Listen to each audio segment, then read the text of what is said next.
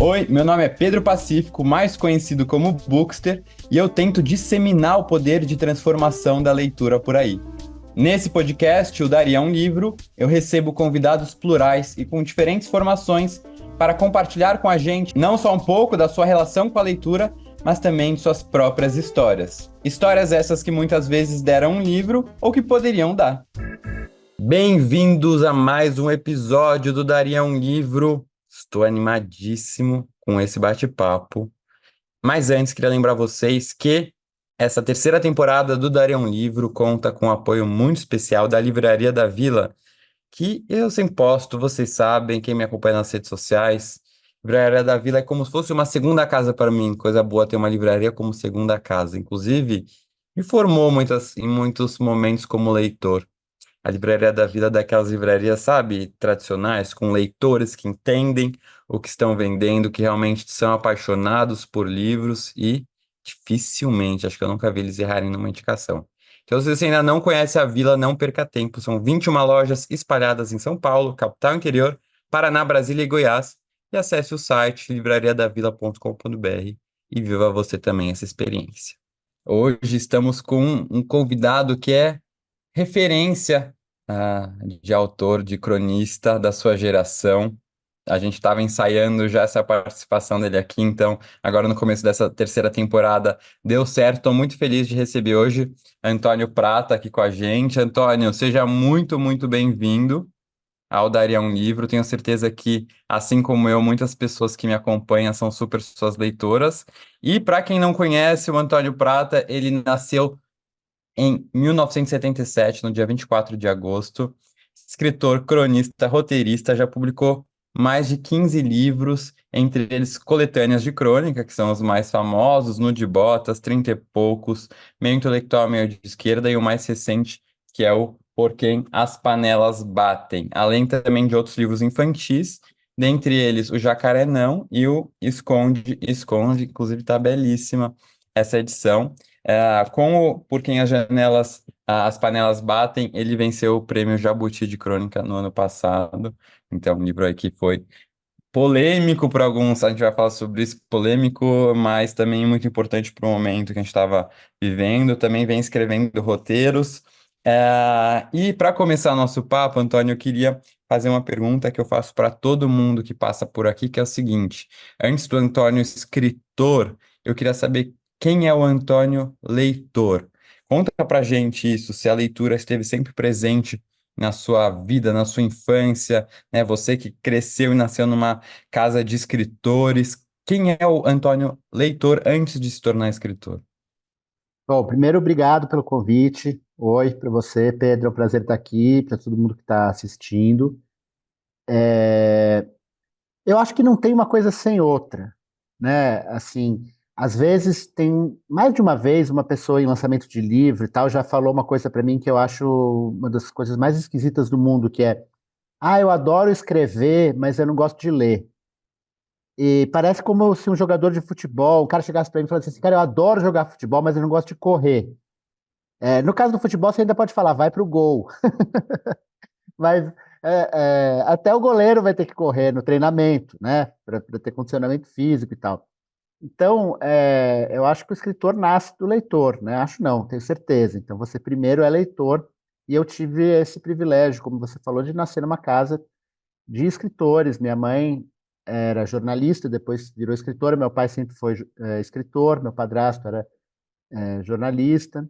Então, sempre foi uma casa com muitos livros e, e também, assim, aquela coisa que tem maço de cigarro, assim, crianças começam a fumar vendo adultos fumando, crianças também começam a ler vendo adultos lendo, né? Isso é Super. pesquisa, é estatístico. As casas que têm livro, basta ter livro, assim, que nem essa estante que eu estou vendo atrás de você. Não sei se você tem filhos ou se tivesse filhos, seus Não, filhos já só estariam. cachorras. No caso do seu cachorro, não sei se ele é um cachorro mais inteligente do que os outros, mas no caso das crianças, as crianças que moram em casas que têm livros vão melhor nos exames, nos PISAs da vida. Então eu Uhum. tive essa sorte de nascer nessa casa em que eu virei leitor, fumante de livros, digamos assim. Eu era um fumante passivo, um leitor passivo. Respirava E aquela fumacinha literária. atrai, né, de uma certa forma. isso eu não tenho dúvidas dessa influência, mas saber que para mim o inverso é difícil. Eu consegui incentivar meus pais a lerem mais, sabia? Eu, diferente de você, não cresci numa casa de leitores. E hoje em dia, né, que pô, a leitura faz parte da minha vida, eu não consigo ainda fazer com que meus pais leiam, sabe? É muito difícil. Quem sabe ano que vem eu consiga, eu tô com um É, projeto aí para tentar.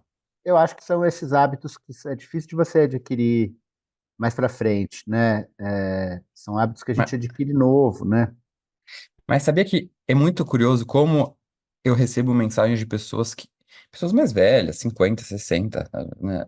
E falam assim, nossa, né, te seguindo e acompanhando as dicas, eu comecei a pegar o gosto da leitura, algo que eu nunca fiz. Tipo, esse ano eu li mais Legal, livros do que eu li na minha vida inteira, entendeu? que Então, legal. isso me dá uma certa, assim, mas a esperança de que não necessariamente se você não foi uma criança leitora, um jovem leitor, você não pode ser depois um adulto leitor. Até comigo, né, que os livros realmente entraram na minha vida, eu já estava no final da faculdade, né, como ou eles estão hoje. Eu era um leitor mais de épocas, assim, bem, às vezes até meio fajuto.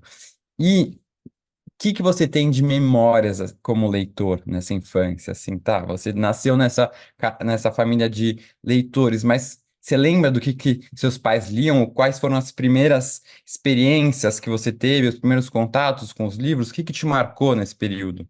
Eu acho que a literatura começa na nossa vida assim como ela começa na história da humanidade. Ela começa literatura oral, né? Então, assim, a história, você vicia a criança que vai virar esse adulto leitor nas histórias, não é nos livros, né? Então, é assim, o hábito do pai ou da mãe lerem um livro na beira da cama antes de você dormir é um hábito muito importante, né? Não só para o afeto, para tranquilidade da criança, saber que aquele adulto está ali cuidando de você, mas para você se apaixonar por aquilo, se apaixonar por aqueles sons que criam uma história na sua cabeça, que criam um enredo, que cria personagens, que cria gancho. O meu filho tem 9 anos agora e ele foi pego na pandemia bem na hora da alfabetização. Ele entrou com 4 e saiu com Hum, 6. Então era quando ele nossa. seria alfabetizado, né? E ele, como milhões de crianças brasileiras, imagino que milhões ou talvez centenas de milhares, não foi alfabetizado na época que tinha. E minha avó é uma grande educadora, minha avó está com 94 anos, mas ela foi professora a vida inteira, ela teve escolas e tal, e até hoje ela chega alguém lá, ela alfabetiza. E, e eu estava falando, meu filho estava com 8 e ainda não lia muito bem, eu estava insistindo para ele ler, e minha avó falou: não faça isso, não insiste para ele ler. A criança que não tem influência na leitura não tem prazer na história. Você precisa primeiro ganhar fluência de Hum, leitura. Leia para ele. Você precisa fazer para entendi. ele, o que você precisa fazer com ele agora é que ele goste das histórias. Depois que ele gostar de história e ele estiver fluente na leitura, ele vai ler as coisas que ele quiser. E foi isso, dito e feito. Eu comecei a ler para ele, comecei a ler história em quadrinho. E rapidamente a escola recuperou, ele foi bem alfabetizado e começou a ler história em quadrinho e agora é livro também. Eu acho que a primeira memória é essa. Depois tem outras memórias afetivas importantes, assim. Meus pais eram separados e toda sexta-feira meu pai pegava eu e minha irmã em casa e a primeira parada era numa banca de jornal. E a gente tinha direito, sei lá, Hum. 3 revistinhas cada um, e a gente comprava revistinhas do Maurício de Souza, e aquele era um programaço. Um programaço era a gente ia para casa do meu pai com 6 revistinhas, que era uma leitura farta para um fim de semana. Uhum. Eu li muito quadrinho pequeno, depois eu li Tintim, depois eu li Asterix, e aí depois vieram outras coisas. Aqueles livros clássicos, Eva Furnari, Ruth Rocha, Lígia Bojuga Nunes, assim, esses clássicos, Monteiro Lobato, Caçador de Pedrinho, Emília, depois João Carlos Marinho, que é o livro de Berenice, Gênero do Crime, Sangue Fresco, tem muita coisa, se eu for falar, não paro mais. Mas é curioso, até esse fim de semana eu estava em Paraty, numa imersão com a Carla Madeira e com a Ana Cecília, que é a curadora da Flip, e a gente estava falando sobre literatura infantil, como autores que também escrevem romance, literatura adulta, estão escrevendo literatura infantil também, como foi o seu caso. Mas a nossa, talvez, a geração anterior, na infância não tinham tantas opções de autores, né? Assim, que conseguiam publicar e atingir um público muito grande, publicar em grandes editoras. São sempre os mesmos que aparecem aqui. É engraçado como hoje a literatura infantil também está crescendo, expandindo e diversificando. Então, você também é uma prova disso. E falando em você como autor, como é que foi essa transição? O fato de seus pais serem autores, isso pressionou você, talvez, a isso, o que que você vai escrever, e o nível e a qualidade que você vai escrever, ou, na verdade, isso te aproximou, de uma certa forma, da possibilidade de ser escritor, porque é uma realidade, não é que tão comum, né? Não é daquelas profissões que as pessoas tradicionais, que as pessoas falam, o que que você vai fazer? A pessoa responde, você é escritor, né? Como é que você enxerga isso? Ah, e só uma coisa antes de você responder, você falou da Diga. sua irmã participou, a Maria Prata participou aqui do Eu Dar um sei, Livro ela me falou. na temporada anterior, e se eu me lembro, eu acho que ela falou dessa história também da banca que seu pai Que teve levava dinheiro, né? vocês, exatamente. Então, facilitou muito a minha vida ser filho de escritores, principalmente do meu pai, porque a minha mãe era principalmente jornalista, né, quando eu era pequena, mas saber que ser escritor era uma profissão, era uma opção viável, abriu muitas portas para mim, me fez pular muitas etapas, né, porque geralmente quem quer ser escritor pensa, tá bom, eu quero ser escritor, mas o que que eu vou fazer para ganhar a vida? E eu, de uma maneira um pouco consciente, talvez um pouco suicida, fui ganhar a vida nisso. Sabia que era uma possibilidade. E teve uma outra coisa que também facilitou, que é a maneira como meu pai encara a literatura. Que ele encara a literatura de uma maneira muito desmistificada, assim, muito sem reverência, sabe? Não é que assim, eu nasci numa casa literária e que a literatura era um fardo e que eu fui ser escritor e teria que carregar esse fardo e estar à altura. Não era. Meu pai escreve como fala. A crônica também é um gênero que é um pouco parecido né, com isso, com essas características do meu pai e tal. Então foi muito bom para mim, ajudou muito mais do que atrapalhou. Na verdade, não atrapalhou nada, só aquela coisa de vez em quando me chamam de Mário, que não é nenhum problema. As pessoas que leram meu pai a vida inteira e vão falar com o filho e chamam pelo nome do pai. Quando eu tinha 18 anos, 19, eu ficava puto, mas hoje em dia me sinto honrado. Né, não tem como desassociar, né? Porque, no fim, a figura paterna está muito presente na escrita também, E na literatura. muita gente leu ele, lia ele já antes de eu nascer, né? E é fã Uhum. dele e tal, e aí confunde mesmo, normal. Mas não tenho dúvidas de que hoje em dia tem pessoas que falam que, na verdade, o Mário hoje em dia é pai do Antônio Prata, entendeu? Não Sim, mais o Antônio é filho do Mário Prata. e ele vem todo orgulhoso quando isso acontece me contar. Que acontece a mesma coisa comigo. Meu pai fala que antes eu era o filho do Tavo. Hoje em dia ele é o pai do Bookster. Você entendeu? Inverteu. E ele ama, né? Nossa, é a vida dele. Quando param na rua para falar isso. Mas falando agora das crônicas que você mencionou, né? É impossível falar de Antônio Prata sem falar de crônicas. Como aqui tem pessoas que nos escutam dos mais diversos níveis, entre aspas, de leitores, de experientes e menos experientes, como é que você explicaria para uma pessoa que não é tão leitora assim, o que que faz de um texto uma crônica e o que a diferencia, por exemplo, de um romance? Olha, a crônica é um texto curto, que pode ser um texto de humor, ou pode ser um texto mais bonito, comovente. Ela é um gênero que nasce com o jornal.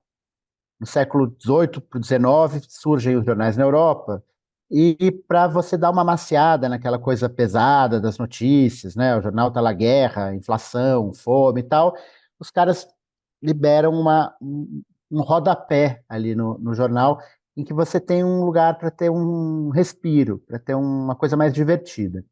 No começo, você tinha nesse lugar todo tipo de coisa, desde notícias bizarras, do tipo assim, nasceu uma cabra com duas cabeças lá pro lado de Tamanduateí, receita de bolo, palavra cruzada. No começo era assim, uma baguncinha, assim, era um playground do jornal. E ali vai surgindo esse gênero que é a crônica, que é um texto curto, de umas 2 páginas, em que você tem que. O objetivo da crônica é agradar. A crônica é uma literatura de entretenimento. Você, ao contrário da poesia, ou do romance, ou do conto, que você pode escrever para pouquíssimas pessoas, né? Você pode escrever um poema que só vai entender um cara que fala grego e francês. E tudo bem, você pode escrever um poema que desconstrói a linguagem, uma coisa super experimental que pouca gente entende. É bom que seja assim, porque o poeta tem essa liberdade. O cronista não tem essa liberdade porque ele é pago para entreter o leitor. Se eu escrevo uma crônica que ninguém entende, as pessoas vão parar de me ler e eu paro de ser cronista. Muita gente acha que, né, que qualquer lugar em que o dinheiro encontra arte polui, que a arte existe pura de um lado, e o dinheiro é uma coisa suja do outro e tal. Não necessariamente, né? Você vai ver o cinema é uma indústria que depende do dinheiro. Quem paga o cinema são produtores que estão visando lucro e E você todo mundo tem que pagar boleto no fim das contas, todo mundo né? tem que pagar boleto. É claro que tem sempre um conflito entre essas coisas, o diretor puxa daqui, o produtor puxa de lá e tal, mas eu não tenho nenhum problema com ser um assalariado da literatura e fazer esse gênero que é a crônica. Em uma das entrevistas que você deu, que eu assisti, você fala que o efeito da crônica para aquele domingo, né? Como um texto e um gênero que é mais efêmero, que é naquele momento. Isso vai um pouco até na contramão do que são os clássicos, né? Daqueles textos e trabalhos atemporais que, se você ler daqui 100, 200 anos, ainda faz sentido, porque vai tocar na parte mais central da condição humana. Na sua opinião, existem exceções a essa regra? Dá para uma crônica não ser extremamente efêmera e perdurar, como se fosse uma crônica clássica? Sem dúvida, sem dúvida. Eu acho que você não pode buscar isso na crônica. Você não pode escrever uma crônica querendo perdurar. Eu acho que nem um romance, nem um poema, nada. Se você escreve uma coisa, né, nenhum clássico foi escrito pensando em ser clássico, né? Isso é o tempo que constrói. É igual você escrever uma coisa falando isso daqui vai fazer sucesso. Não funciona assim, né? O sucesso não, senão todo mundo fazia sucesso, né? Ninguém escreve um negócio falando vou fazer aqui um grande Uhum. fracasso. Mas sim, a gente lê crônicas do Rubem Braga que tem 70 anos e e ela sobrevive, do Machado de Assis, que tem 150 anos, né? E que sobrevivem. E que são as crônicas que não tratam do assunto da semana, né? Ou tratam do assunto da semana de uma maneira que você consegue transpor isso para hoje em dia. Ou, às vezes, porque o assunto da semana é grande, por exemplo, Machado de Assis tem uma crônica da semana seguinte da abolição da escravatura. Uma crônica maravilhosa, que ainda é lida e cai no vestibular e tal. Por quê? Porque a abolição da escravatura é uma data histórica que ainda, para sempre, vai ser importante. Então, é um grande escritor brasileiro falando daquilo, né? Agora, tem um monte de crônica dele que ele fala de um negócio que aconteceu, de um discurso de um vereador no Rio. Uhum. E aí morreu, porque você, entendeu? Assim, se eu faço uma crônica sobre a, a um negócio da Olimpíada, entendeu? A marca que está patrocinando a camisa da nadadora e tal, as chances disso não perdurar são enormes. Agora, tem uma questão. É, clássico, como você bem disse, é o que perdura. O que perdura não é necessariamente melhor do que o que morreu.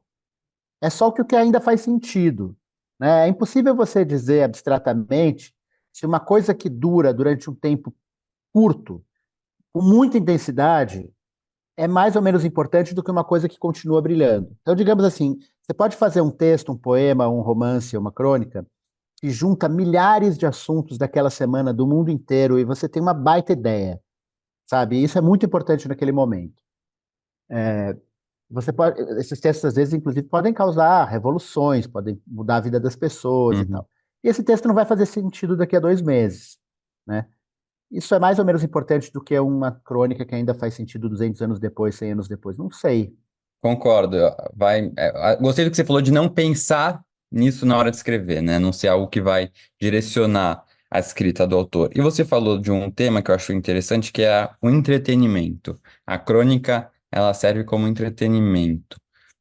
Você vê isso de alguma forma como algo que pode atrai um pouco de certo preconceito, entre aspas, né, entre as pessoas, como se fosse uma literatura, uma que não é tão intelectual, né? Eu vejo isso até porque recentemente, por exemplo, no Prêmio Jabuti, acho que nos últimos 2 anos, teve uma categoria nova, que é o romance de entretenimento. Eles se separaram em Eu acho dois. absurdo, Eu também acho absurdo. Então, como é que você enxerga isso, essa coisa do entretenimento? O clássico também não é entretenimento, né? E ao mesmo tempo, isso traz uma carga, talvez parte da classe intelectual, da academia, como se Crônica fosse um texto que está lá um pouco abaixo de um romance, por exemplo? Totalmente. Eu acho que isso é um problema da desigualdade brasileira, né? Assim, da mesma maneira que a gente tem a renda muito concentrada no Brasil, a gente tem pouca gente muito rica e muita gente muito pobre, a gente tem a cultura assim também. Então você tem uma elite cultural que diz o que é bom, o que é ruim, geralmente essa elite cultural está na universidade, em alguns lugares da imprensa, e você tem lá embaixo, você tem a cultura de massa, você tem a novela, você tem a TV e tal. Você não tem muito no Brasil uma literatura de classe média, que seria isso que eles chamam de romance de entretenimento, né? Assim, o romance policial, um romance como chama aquele cara que você vê Um Dia, aquele inglês, Uhum. ou A Culpa é das Estrelas, Uhum. esse tipo de livro, que é um romance que pega um público grande, e não é um romance escrito para agradar a academia, porque está revolucionando a maneira de se contar histórias. É uma história bem contada, uma história bonita, uma história legal e tal. Eu acho que o problema do Brasil é isso, como quem diz o que é bom e o que é ruim é meia dúzia de gatos pingados da academia, você acaba puxando para o gosto dessas pessoas, né? Num país com uma enorme classe média como os Estados Unidos, você tem muitas vozes dizendo o que é bom e o que é ruim, né? Uma versão Pedro Pacífico dos Estados Unidos chamada Oprah Winfrey, né? Ela pauta grande parte das vendas de literatura nos Estados Unidos, né? E ela não é uma voz da academia, muito pelo contrário, ela é uma voz da classe média, uma voz do povo e tal. Então tem esse preconceito, e isso faz muito mal para a literatura, né? Isso afasta as pessoas da literatura. Afasta Totalmente. as pessoas da literatura e afasta os escritores da literatura. Os escritores. Uma vez eu estava escrevendo um livro e um escritor veio me perguntar assim, ele falou assim, mas tem uma história? E ele falou história quase que um nojo, assim, como se um livro ter começo, meio e fim fosse assim, sabe, fosse você fazer uma concessão, uma coisa tão estúpida, né? Assim, cara, o Shakespeare, que era dono do teatro para o qual ele escrevia, ou seja, ele era produtor das Uhum. próprias peças, a rua do The Globe, que era o teatro de Shakespeare, tinha também os bordéis da cidade e lutas de cachorro com urso. Então, as peças dele tinham que ser de muito entretenimento. Tinha que ter Uhum. muita pancadaria, tinha que ter muito sangue. É gente matando gente o tempo inteiro, entendeu? Por quê? Porque ele estava concorrendo com o bordel, estava concorrendo com o cachorro lutando com o urso.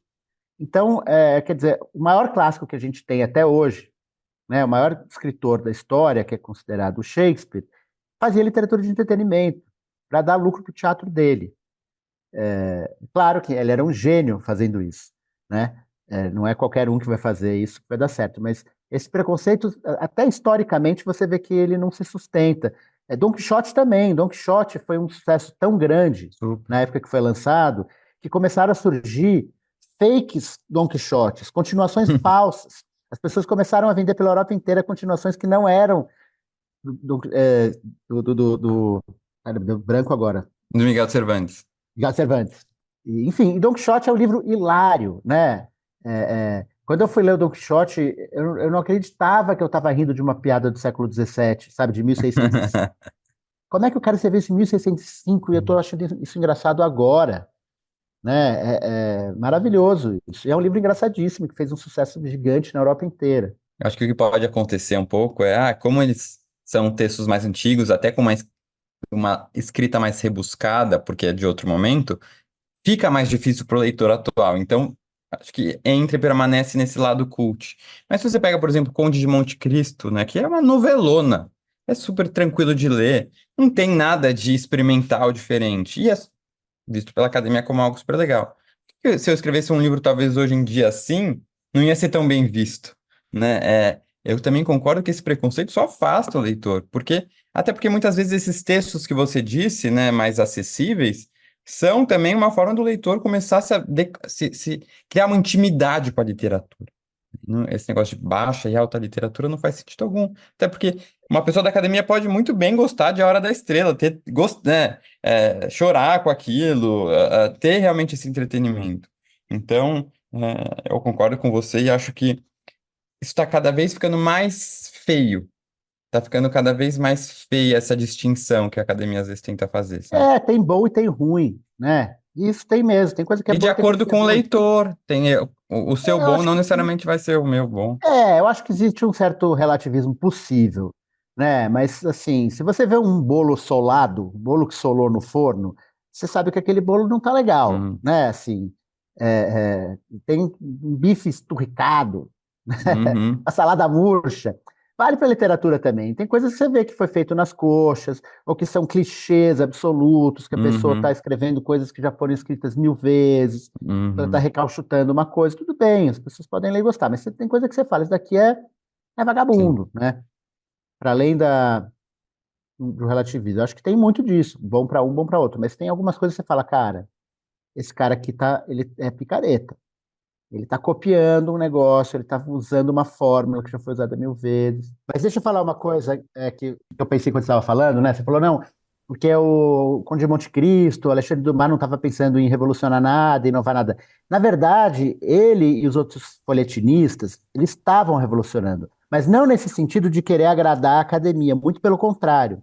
Eles inventaram o romance seriado, né? Nesse mesmo Uhum, espaço que nasceu a crônica, eram publicados os folhetins, que eram esses livros que hoje, por exemplo, o Conde de Monte Cristo, que eram publicados em capítulos. Então você tinha todo dia, ou uma vez por semana, ou 3 vezes por semana, depende da periodicidade, um pedacinho da história que terminava com um baita gancho. Né? Gancho que tem esse uhum. nome porque é a história do que o cara está pendurado num precipício por um gancho. Né? E isso cria um tipo de literatura que depois vai dar na radionovela, que depois vai dar na novela e que depois vai dar nos seriados de televisão, né? Então, o que a gente vê hoje de Breaking Bad, de Sopranos, dessas séries todas, tudo começa ali no século XIX com esses escritores, né? Então, eles são escritores e que você tem razão, assim, o entretenimento velho vira alta cultura, né? Mas na sua época, isso era o entretenimento mais entretenimento que tinha. Os jornais começaram a vender mais por causa dessas histórias do que por causa das notícias. Tinha uma hora que alguns desses escritores tinham uma sala de roteiro, igual a gente tem hoje para fazer novela, para fazer série. Você tinha 4, 5 escritores escrevendo 4, 5 histórias diferentes, e o autor principal, fosse o Balzac, ou Dumas, ou o Eça de Queiroz, sei lá quem que era desses que tinha essa sala, passava conferindo essas histórias e tal. Então é isso, né? Assim, isso é engraçado como o que era entretenimento passar. O velho, a academia pode gostar, né? É isso. O novo, É não. isso de você falar de várias pessoas, então não necessariamente tudo que está escrito lá foi realmente ele que escreveu do zero, né? O Alexandre Dumas, ele vinha, ele falava assim, ó, vamos nessa linha, nessa linha, nessa linha, e o pessoal ia escrevendo, né? Eu preciso Então, só conferir qual dos autores de folhetim que fazia. Não eram o todos, Alexandre Dumas, mas Do Mar, ele eu já ouvi é ele, falar então dele, que tá. ele fazia É, isso, porque é isso, é. era a quantidade, ele ganhava também, tinha a parte comercial, ele ganhava pelo número de folhas que ele produzia, então, né, precisava pagar os E, boletos e dele são naquela técnicas época. maravilhosas, são técnicas. Quando você está fazendo novela, por exemplo, eu trabalho com roteiro, né? Sim. Eu fui colaborador de algumas novelas, e os grandes autores de novela, Avenida Brasil, da inclusive, né? Brasil, pois é, e o João Emanuel é um cara muito culto, assim. Então, por exemplo, né, o Conde de Monte Cristo é a quintessência da vingança. Como é que ele vai fazer a Carminha e a Nina sem passar pelo Uhum. Conde de Monte Cristo? Então você está lá na sala de roteiro da novela e o autor fala: vamos fazer um Rei Lear aqui, vamos fazer um Conde de Monte Cristo aqui, vamos puxar aqui Ofélia, aqui Otelo, né? Vão puxando esses exemplos da história, não para copiar, mas para você usar esses Pra modelos, inspirar. esses arquétipos, né? Totalmente. Ah, que legal saber disso. É. Ah, Aí e aí quando você não lê o livro, você fala só assim, né? Fazer uma Ofélia, você finge. fala. Tem que fingir, Aí né? você sai de lá e Lógico. vai ler assim o que é Aham. Ofélia. Exatamente. Põe no Google, Ofélia, socorro, É. né? Ah, em uma outra entrevista que você deu, você falou um negócio que eu achei muito interessante, que é um tema que está cada vez mais, talvez, necessário de ser falado. Você disse que o papel da arte não é criar uma bula de como a sociedade deve ser, mas sim jogar uma luz em como a sociedade é. Aqui dei uma parafraseada. Mas a ideia de que não precisa ter o final feliz, né? O que vem, que eu vejo às vezes nas redes sociais, algum livro desperta uma polêmica porque tem um final. que não foi o que as pessoas estavam esperando, ou porque a mulher perdoou o cara e o que não é o correto a se fazer moralmente, mas na realidade muitas mulheres perdoam, né? Isso teve com o Tudo é Rio da Carla Madeira, que teve um final que para muita gente foi visto como problemático, mas isso faz parte da arte, né? De representar o que que é a sociedade, e não trazer essa sociedade utópica.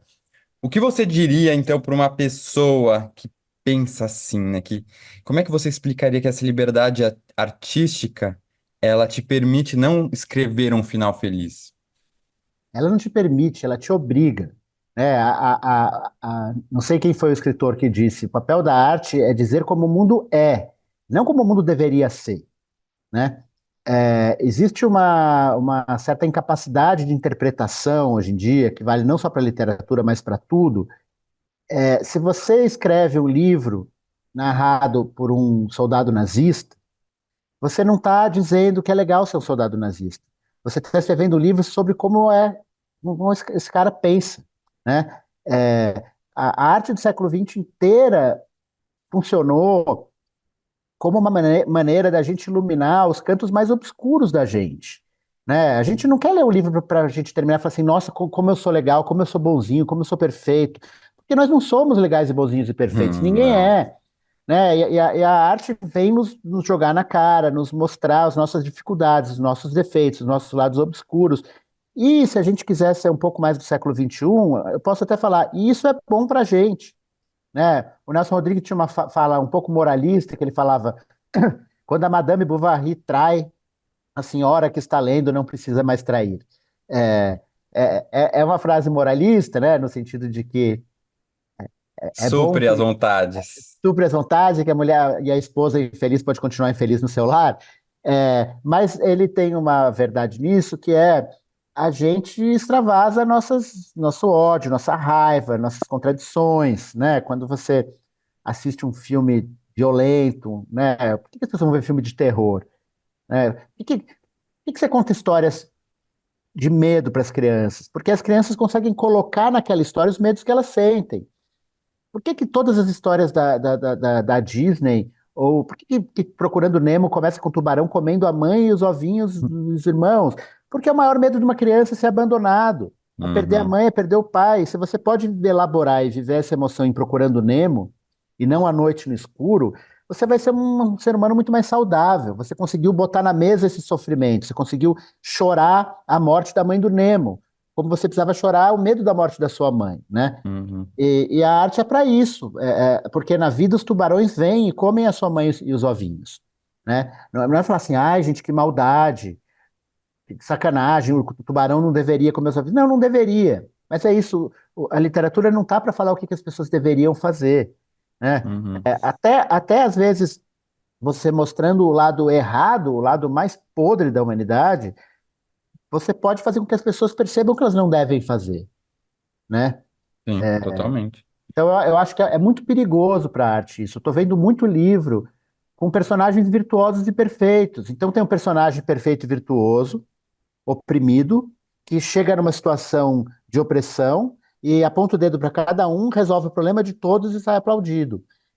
Isso não é literatura, sabe? Isso é uma bula social, entendeu? Isso né? Assim. Ou porque isso não é literatura, é um pouco forte. É literatura, mas isso é superficial e é raso. Uhum. Né? Para falar que a vovozinha é boa e o lobo mau é mau, eu não preciso ler.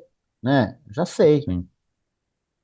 É. E histórias felizes, finais felizes são para criança, né? Que ainda tá entendendo o mundo. O mundo, infelizmente, não é só de histórias com finais Eu felizes. acho que existem os sinais felizes, são bons Sim, também, né? Não precisa ser também. necessariamente ruim, Não, né? só pedrada. Porque às vezes eu falo, gente, eu só É. tô lendo pedrada, né? Não, eu gosto de final feliz, eu adoro final feliz. Mas tem histórias que requerem finais felizes, histórias que não requerem finais felizes, Uhum, né? Ou às sim. vezes o final feliz depende de umas tragédias. Às vezes, meu filho estava lendo outro dia um quadrinho sobre Auschwitz. E, Maus. não, não era o Maus, era um outro. O Maus é maravilhoso. Mas no final o Maravilhoso. cara sobrevivia. Quer dizer, o final era feliz, mas tinha Uhum. perdido o pai, tinha perdido a mãe, tinha Nossa, perdido a é. irmã, tinha perdido namoradas. Nem sempre o final feliz também redime o que veio antes, né? Mas eu não quero Só para parecer um cara não. que acha que literatura é só o trágico, não. Não, Teve eu te Crônica. A entendo. Crônica é começo, meio e final feliz. Exato. Então, inclusive ia falar disso porque aqui estou com ele aqui, ó, no de Botas, que é sensacional. Aqui todo marcado. E, inclusive, eu menciono no de Botas no meu livro, o 30 Segundos Sem Pensar no Medo. Ah, Ele não está lá sabia. mencionado, é. Inclusive, eu menciono ele no momento que eu tô falando sobre a pandemia, que foi um momento que as pessoas começaram a me pedir coisas mais leves, porque o mundo já estava muito pesado, né? E eu comecei a refletir sobre isso. Nossa, realmente eu só leio pedrada. E por que que eu só leio pedrada? Comecei a refletir sobre isso e eu falei, era difícil encontrar livros mais leves. E o seu era um dos exemplos que eu dei de livros que eu indicava para as pessoas muito naquela época, como uma forma de, né, não precisamos também se afundar tanto para quem já está muito mal. Então era um livro que tinha Ah, essa obrigado. felicidade. Então ele está lá, depois olha lá, no livro. E recomendo muito, nossa, é muito inteligente, assim, também me identifiquei com muita coisa, a questão das gerações. É, mas voltando um pouco para o que a gente estava falando sobre isso do julgamento das redes sociais. Acho que está mais difícil cada vez mais, talvez, para os autores não se deixarem influenciar pelo medo da exposição, do julgamento das redes sociais ao você publicar um livro. Porque antigamente, eu acho que você publicava, você não conseguia ver muita opinião das pessoas, né? Quando não tinha isso. A pessoa saiu uma crítica, outra, mas um dia qualquer um pode postar, te marcar no negócio, comentar, pode surgir uma polêmica no Twitter com o seu nome, porque tiraram um trecho do seu livro lá, né, interpretaram de uma forma equivocada, ou mesmo um trecho polêmico, era para ser polêmico, mas queria um negócio muito maior em cima disso. Como não se deixar influenciar por isso? E é possível, você consegue escrever sem influência disso? Olha, eu acho que primeiro assim, isso é um recorte geracional, né? Eu não acho que autores acima de 60 anos, 70 anos se preocupem com isso, mesmo porque muitos deles é impossível marcar porque eles não estão nas redes sociais. Exato, mas é algo que Né? vai começar a surgir para essas próximas É, gerações, né? Mas eu acho que por enquanto tem muita gente que nem sabe que está Uhum. sendo trollado, que está sendo Hum. cancelado, que não, alguém vai falar, estão dando porrada a você no TikTok. O que que é TikTok? Entendeu? Aham. Olha, a gente não pode. É óbvio que isso é uma ameaça, mas a gente não pode ceder a essa ameaça. Porque o que acontece com as redes, acho que isso é até uma coisa boa, é que vão te xingar por qualquer coisa que você escrever. Eu já fiz essa crônica, que é, você posta, tomei um ótimo sorvete de baunilha. Aí alguém fala, ah, interessante, baunilha. Num país com cupuaçu, com cacau, com jerimum, sei É lá o quê, isso. você vai tomar justamente o sorvete do imperialismo americano colonizado, o sorvete do aposto que foi no McDonald's. Aí uma pessoa já vem falar assim, ah, seu comunista, idiota, porque você acha que a Venezuela é que é legal, e que Cuba é que é Uhum. legal, que os Estados Unidos é ruim.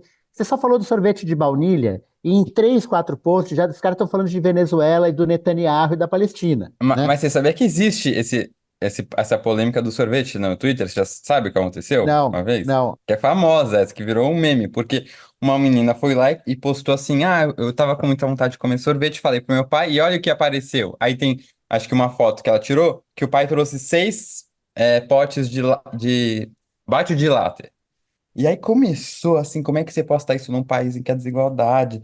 Aí as pessoas, porque tem muita gente que não tem pai aqui nas redes sociais. Então virou a coisa assim, no Twitter É, você não pode falar que você tem pai, porque e familismo, aí isso outro se chama dia familismo, você sabia? e Familismo é o aí, nome. e aí outro dia eu postei um churrasco que meu pai fez vegetariano pra mim. Aí ressuscitaram esse meme. Entendeu? Então a história do sorvete não é só hipótese, tá bom? Eu te trago Pois aqui é, um não, exemplo que pois é. aconteceu. Então, tem para mim um exemplo clássico é uma mulher que postou no Instagram uma foto de um menino surfando. E aí é assim, sei lá, Jorge, 7 anos, muito amor, era o filho dela. Ela postou a foto do filho Aham. surfando.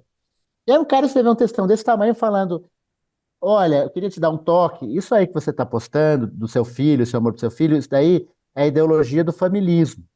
Esse modelo do patriarcado que obriga você a ter uma família heteronormativa, não sei o quê, leva muitas pessoas à depressão e à morte. Hum. Então, antes de você postar uma coisa dessa, você deveria pensar, cara, é um negócio de uma loucura, entendeu? E é uma coisa que é burra, porque daí mina todas as críticas Uhum. reais e concretas que você tem Exato. realmente ao patriarcado, às opressões, às desigualdades. Parece que, né, quando você está reclamando, botando bombas no sorvete, você está Uhum. minando toda a discussão importante. Mas então, tudo isso para dizer,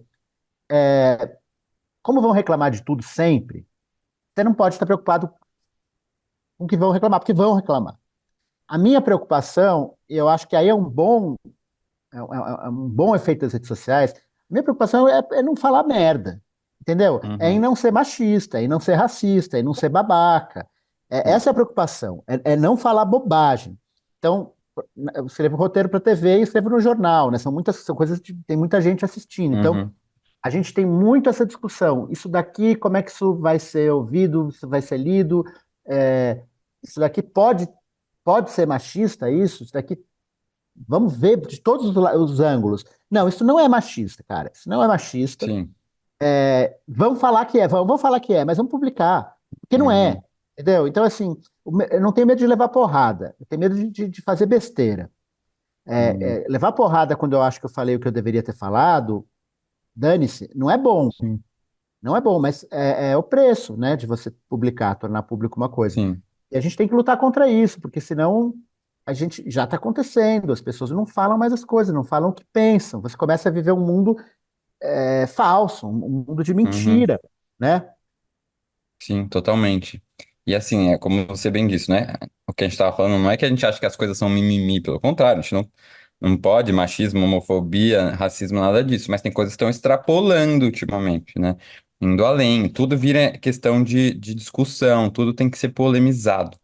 E isso acaba mutilando aí É. a própria Eu, eu, criação artística, né? eu estou escrevendo um conto que é um programa de televisão que chama Problematizando. Então são duas Uhum. equipes, e aí o cara sorteia um tema, assim, barbante. Aí os dois grupos se juntam e eles têm que achar onde é que barbante, acorda, acorda, acorda, fazia forca, é gatilho para quem. Ah, O barbante é amarra, amarra, não sei o quê, água, né? Falta água no Nordeste, as pessoas do Nordeste estão sofrendo. Pé! Qualquer tudo, palavra, entendi. tudo, Boa, boa. problematizando, né? É isso, Bem sorvete. atual, É. bem atual. Agora um outro tema que eu queria trazer aqui, até você, né, muito conhecido pelas suas crônicas, eu li em algum lugar, aí você me disse se eu li errado. Mas parece que você fez um projeto, acho que em Xangai, uma vez, e chegou a escrever, ou começar a escrever um romance que não foi publicado. Existe aí essa história? Existe um romance não publicado? Ou caso não exista, você tem vontade de escrever um romance? Existem várias versões desse romance não publicado. Foi um projeto que eu não deveria ter aceito. Nunca tinha escrito um romance, tinha 20 e tantos anos, 29 anos. O projeto era ir para Xangai, ficar um mês lá e escrever um romance que fosse uma história de amor ambientada lá. Geralmente, os primeiros romances das pessoas costumam ser de coisas próximas, né? Não à toa, muitos deles são sobre um cara ou uma mulher que é um escritor ou uma escritora, Uhum. né? Você começa no seu quintal e você vai ampliando. Eu fui começar em Xangai. E aí eu passei 2 anos, não, dois não, na verdade, eu passei 8 anos, Nossa, não o tempo inteiro fazendo isso, né? Eu tinha outros lógico. trabalhos e tal, mas 8 anos fazendo várias versões desse livro, que ficaram ruins todas, assim, nenhuma ficou boa, até uma hora que eu desisti, falei pro cara que me mandou, olha, é porque o que ele queria é um produtor chamado Rodrigo Teixeira, a ideia dele, ele mandou 13 escritores para 13 cidades, a ideia dele era publicar os livros e depois transformar os livros em filmes. Uhum. E daí eu entreguei para ele uma pilha de ideias, falei, ó, eu tenho aqui 20 ideias de filme que surgiram de 20 ideias de romance que eu tentei escrever e não deram certo. Ou eu te devolvo o dinheiro, ou você fica aí com essas ideias para você. E o dinheiro também não Uhum. era lá grande coisa, e daí ele ficou com as ideias e foi isso mesmo. E sim, se eu pretendo escrever um romance, não sei. Assim, se eu tiver uma ideia que eu acho que vale um romance, sim. Não é uma coisa que um desejo que eu tenha em si, assim, Uhum. sabe? Vou escrever um romance. Uhum. Eu acho que as histórias, as ideias, elas já vêm um pouco com o formato delas. sabe? Eu tive uma ideia para uma peça de teatro, fiz uma ideia para uma peça de teatro. Tive uma ideia de uma série, fiz uma ideia de uma série. Tive uma ideia de uma crônica, fiz de uma crônica. Não tive ainda uma ideia de um romance. Se vier, farei com muito prazer. Não se passará em Xangai. Só sei isso. Traumatizou, né? Ah, já que o nome do nosso podcast é Que Daria um Livro, queria que você nos contasse, e aí assim, o que vier na sua cabeça, alguma história da sua vida, e pode se envolver escrita ou não, que você acha assim que daria um livro. E provavelmente muitas deram crônicas, mas alguma que venha na sua cabeça, que você acha uma Cara, história assim interessante. eu acho que, assim, toda a história daria um livro. O que importa para um livro não é necessariamente a história, é a maneira como você conta essa história, né? É, uma vida absolutamente chata e entediante pode dar um livro maravilhoso nas mãos de um bom escritor, né? O Eu, Deserto dos Tártaros, por exemplo. O cara eu não fica lá sem li, fazer nada. mas, Não? mas não, Maravilhoso. mas tem muitos livros em que o que acontece é um fiapo, né? O Knausgaard, não sei se pronuncia correto, o Uhum, norueguês lá do sim. Minha Luta. Os livros dele são a vida dele narrada, né? Assim, segundo por segundo.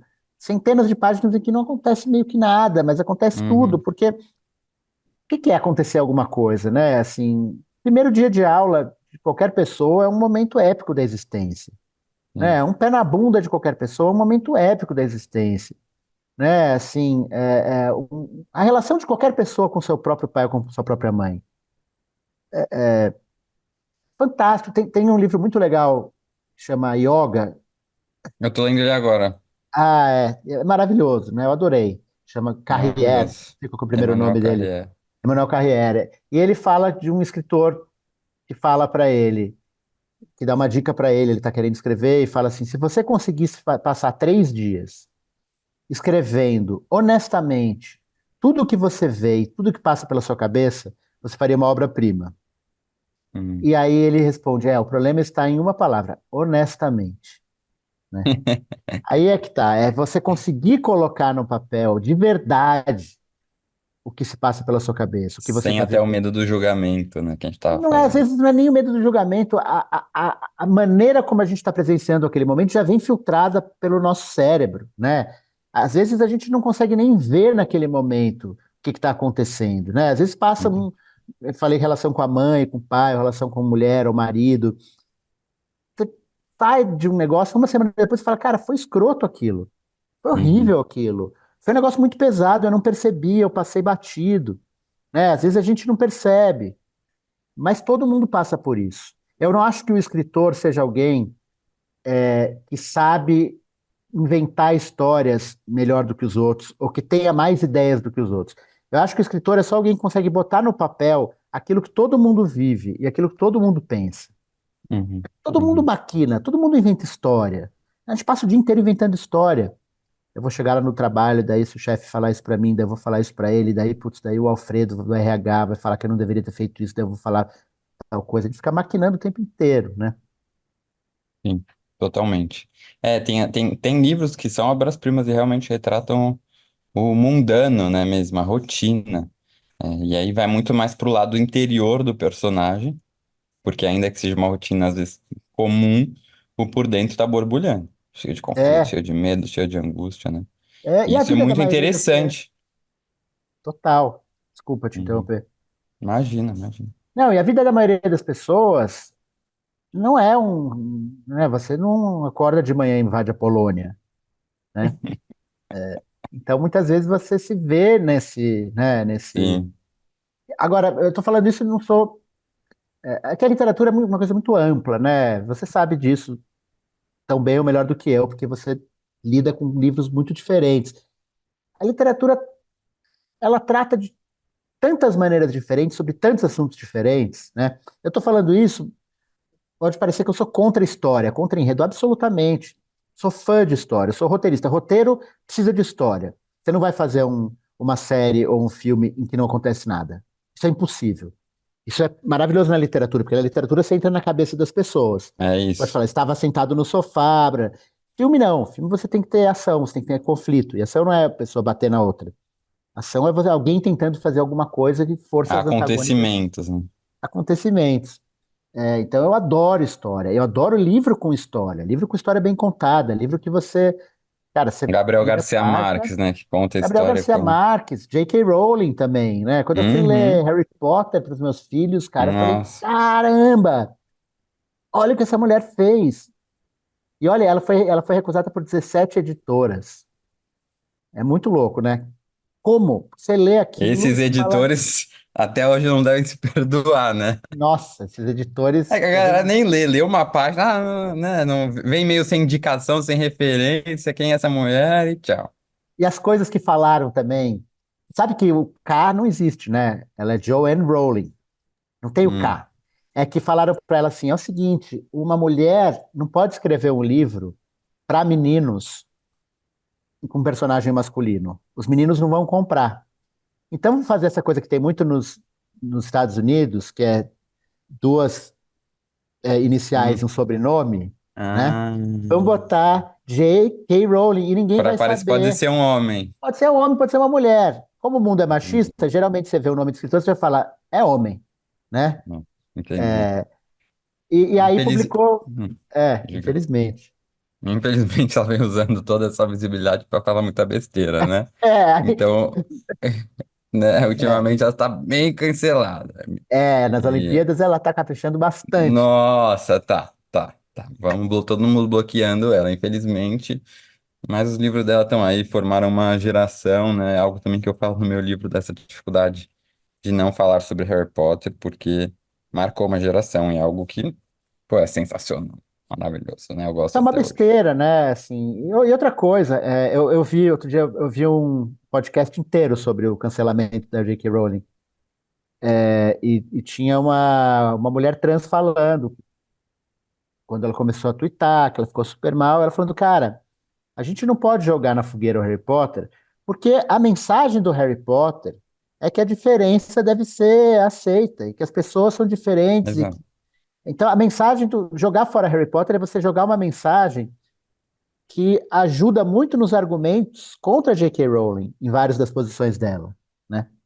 Ela nem, totalmente, é nem isso. tudo nem tudo que ela falou é bobagem, eu acho. É que ela, isso acontece muitas vezes. A pessoa fala uma coisa nem para lá nem para cá, leva um tapa e aí resolve falar besteira de verdade, né? Já que vão me bater Uhum. mesmo, né? Então o cara fala uma É, coisa e apanha da esquerda, aí ele resolve ir para a direita. Acho que aconteceu isso com ela. Ela levantou algumas questões complexas sobre trans no começo, e daí ela apanhou e daí ela virou uma idiota. acaba querendo só falar disso, né? Só falar É. besteira. Bom, estamos caminhando para o final. Antes do final, tem o nosso ping-pong literário, que a ideia é fazer perguntas bem breves e você traz respostas bem breves, tá bom? Vamos lá. Um livro de cabeceira, Um livro de cabeceira, sou ruim de tênis de mesa, tá? Eu tô correndo lá pro canto da quadra tudo pegar aquela bem. bolinha lá do fundo. Bom, vou fazer uma resposta óbvia, o livro que você está lendo, né? É o que vai estar na cabeceira. É verdade, é verdade. Um livro que você gostaria de ter escrito. Ah, Memórias Póstumas de Brás Cubas. Um autor que você, ou autora que você gostaria de perguntar algo, né? Se você pudesse ter uma conversa, assim.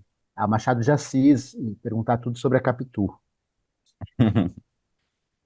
Seu gênero literário favorito para ler? Não tenho gênero literário, eu gosto de todos. Você tem medo de spoilers ou não tem problema para você? Tenho, muito. Não tenho medo de spoilers. Tenho medo do que deveria acontecer com a pessoa que dá spoiler. É um criminoso, deveria ter legislação contra spoiler. Eu acho isso também, desculpa, eu sei que é ping-pong, mas eu acho isso também uma pretensão, uma presunção dos eruditos, de falar assim, a história não importa.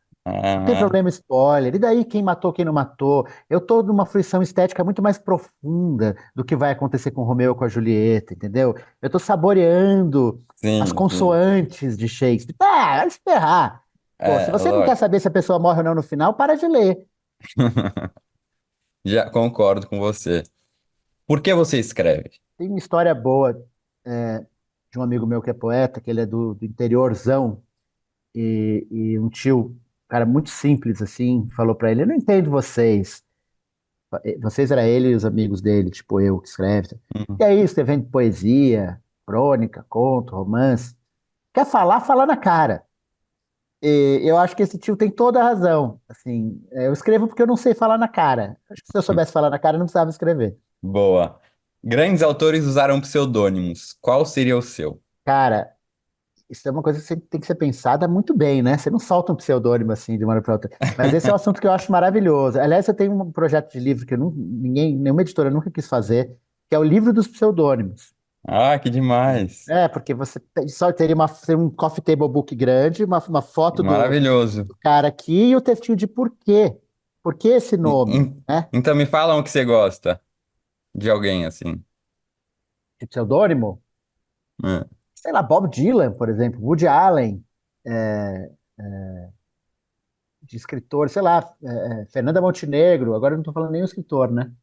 Não, mas tudo bem, tá bom, não precisa. É, Uma música, eu vi um documentário ontem que chama Uma Noite de 67, em 67, muito bonito sobre a música brasileira e ficou na minha cabeça Alegria, Alegria, do Caetano Veloso. um filme, pode ser que você tenha assistido recentemente, ou um que você goste muito. A Vida de Brian, Monty Python. Você ama Monty Python, né? Eu vi você falando Amo. já. E outro, vou dar outro também, que é o Sunset Boulevard, do Billy Wilder, que é o Crepúsculo dos Deuses em português, que também é maravilhoso. Eu nunca assisti esse.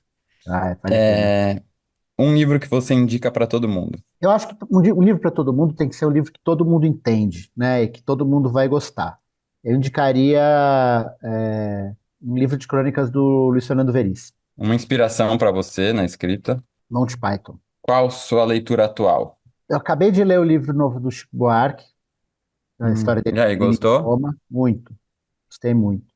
E aí eu comecei a ler uma coisa que eu nunca tinha lido, uma grande falha, os contos do Dalton Trevisan. E tô que nem você na quarentena, assim, surrado pelos contos dele, assim.